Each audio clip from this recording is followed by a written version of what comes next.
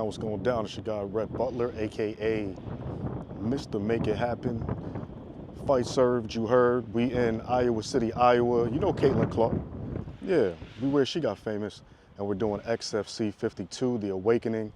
I wanted to bring you behind the scenes for a Fight Services production for XFC. You know, I'm the showrunner here, and I do mad things, but at the end of the day, I really know that a lot of people don't understand what it means when I say I run fights. So I wanted to show you just a small glimpse of what my morning looks like on fight night. Welcome to Xtreme Arena. Your access has been granted.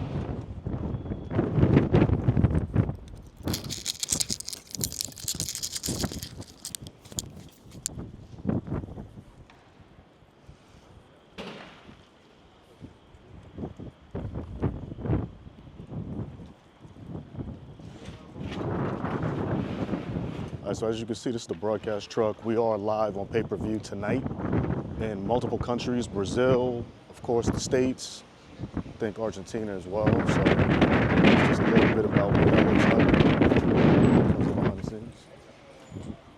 So that was your little. Oh, we got a few.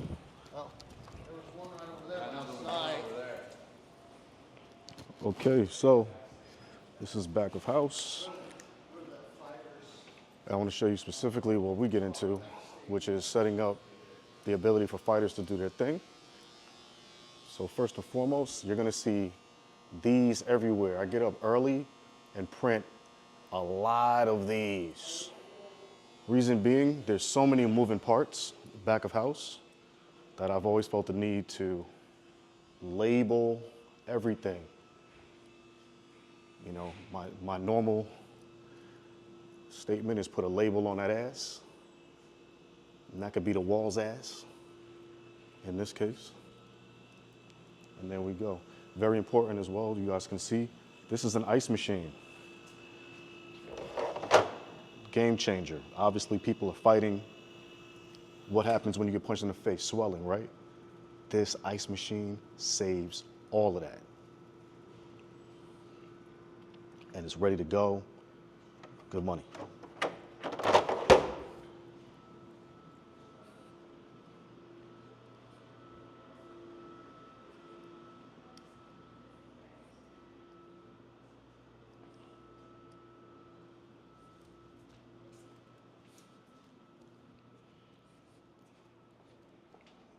Like I said, I put labels everywhere. People are gonna ask me all night, where's this, where's that? Now you don't have to ask no more, but they're still gonna ask. But I make sure to still put a label on that ass. Now, what I have here. Buckets, waters, latex gloves. We're talking about potential bleeders, right? We saw the ice machine. Everybody got a baggie to put some ice in. Stop swelling. All of that good stuff. Here I have the gloves and other amenities, right? Got everybody's gloves here. Once they put the gloves on, they have to wrap up with red and blue tape. Blue obviously gets the blue tape, red get the red tape. I have gloves galore. I am literally the glove master. All right, just so you thought I wasn't playing, there's reds in there too. No bloods, no cripping, baby. Just fisticuffs. Okay, so I try to pre-prep all this stuff. It just makes my evening go a lot faster when I don't have to think about making a bucket per person. There's 7 fights, that means 14 fighters. There are 14 buckets here. Everything is pre-done. When they come in, give them their bucket. Well, keeping it moving.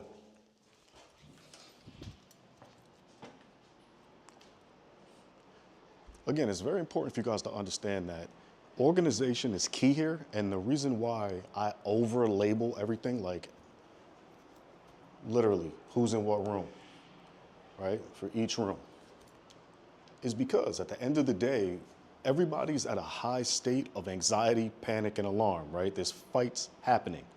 So what I try to do is take the guessing games out of all of these processes. We are in unfamiliar territory. We're in new arenas every single time we do this. So I try to over-label people who are always thinking about trauma, potentially, strategy, and other things that have everything to do with the gamesmanship that comes with the fighting. My job is to make everything else seem seamless.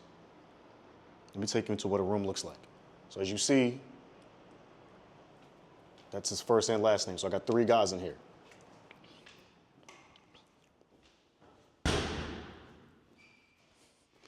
Put a label on that ass. Fighter plus 3 potential cornermen. Each person has their own section. This guy and this guy are teammates. And even though they're teammates, I still give them their own section, and they can move the chairs how they want. TV in the room. They can watch the fights. This way I don't have to worry about fighters running around the arena trying to see the fight. Keep your ass in the room. TV's very important. One good amenity that's not typical of every arena, but this one has an independent thermostat per room. So I actually set this to 75. And I'll be monitoring this to make sure that it gets to that temperature. If it does not, I'll be talking to the facility, because the one thing you don't want are fighters in the room cold. So I'll try to get this place as warm as possible for when they get in. But as you see, when they come in here, everything's pre-labeled. There's not gonna be any weird energy about, I wanna sit here and I wanna sit there. I already put a label on that ass and you good. Also, I'll show you, this is another amenity. We have showers in here. So now when guys, if they feel like taking a shower after they fight, because it's MMA, bathroom obviously, they could rock out. I made sure that door is locked because the opponents could be on the other side, so this way nobody can do that.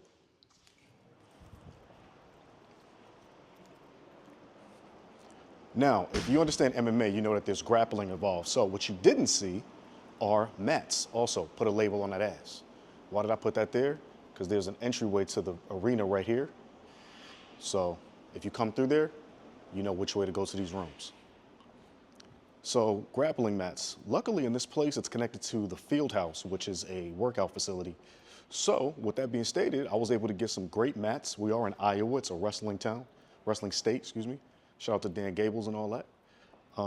So I have a whole room just for them to work out.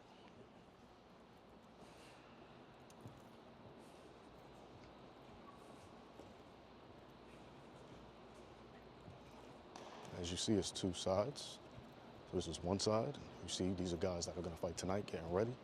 And then there's a whole another side here. So I'll go get a label for that ass for this side when I go back to the hotel. But they just laid these out for me. As you see, it's hella mat space. Everybody can work out at the same time. They do it big in Iowa. I gotta give them props for this. This is major right here. This is major right here. That's a fact. This is so major, I gotta get this on my phone. I got to get this on my phone. This is crazy. Like mats like this, it's hard to get. I mean, everywhere I go doing this, I gotta find mats. So for me to get this many mats in this big room, this big gym, look at this place. This place is huge. Is huge for us. Shout out to Iowa, man. Y'all wrestling game is on a whole nother level, baby. Look at this. Fight night. I got a whole room for mats and I'm in the arena. This is crazy. 2 sides, red and blue. Amazing. Fight served, you heard?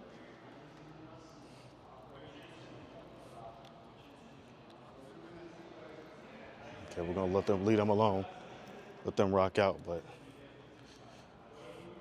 I just want you guys to see, that's a super amenity right there. For me to have that many mats, that large, this huge facility for my fighters to work out in tonight. And as you see, some of them are getting ready right now, just training and whatnot. It's a beautiful thing. Very rare, by the way, too, so you're blessed to see that.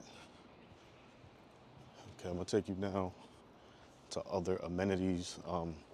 Of course, these are male-dominated sports, so outside of me putting labels on that ass pause, what do we all have when it comes to these fights that everybody forgets about until it's time for fight night? Ring girls, cage girls. So I got a room for them, as you see. Little coat rack for them, they put their stuff together, locker rooms if they want, little TV situation, a table, and their own bathroom. Ring girls, cage girls, whatever you call them based on the sport we're playing, are very important. They help keep the crowd entertained in between rounds. They keep everybody on point. So it's really, really, really, really important that people understand what's going on with them. So to that end, I always try to put them in a space and place that is convenient for them and give them their own space, man. People always seem to forget about these folks, but I do not. I got love for you, girl. And of course, this is where all the magic happens. This is the arena.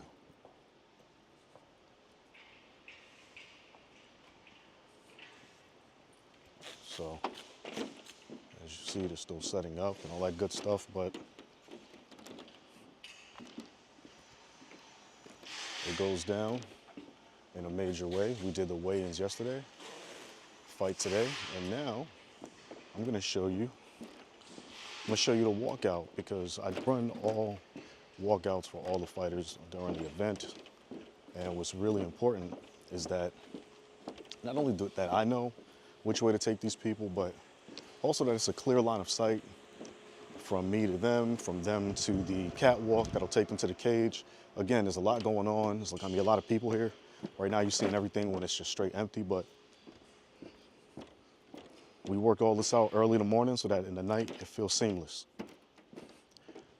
This is the point of no return, so to speak. So where I just took you guys from and came in at is right there. So I'll be walking the dressing rooms to there and then to here. Once I get here, this is how we walk to that cage. Point of no return. As you see, I've got a nice curtain here. Boom, once I put them here, right here is where I will hold them, and then from this moment, the world will see them and get ready to get it in.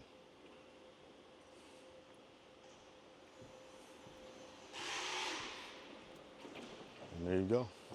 Once they walk down here, they go to the cage and get it cracking. You know, this is some real stuff I'm showing you guys. This is what it looks like if you're a cage fighter and what's going down. Come here, and that's truly the point of no return, especially when that door gets locked. So I wanted to give you guys a real view. I was gonna say a bird's eye view, but I think this is deeper than bird's eye. It don't get no deeper than this. Fight services, we've been here forever. Let me get my situation together. Hold on a second. Put some respect on my situation. You'll forgive me too.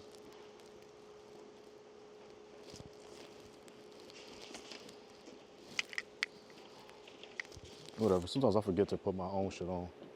But we here, and you know, at the end of the day, we do this. We're very fortunate to do this. I don't take any of this for granted, by the way. I've been doing this for years. Check this out. We in Iowa, baby. Yeah. Been doing this for a long time.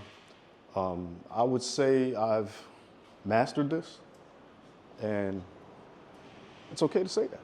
You know, some things we all get really good at. I've mastered running major pay-per-view fights, international, national, domestic. I don't care where we at.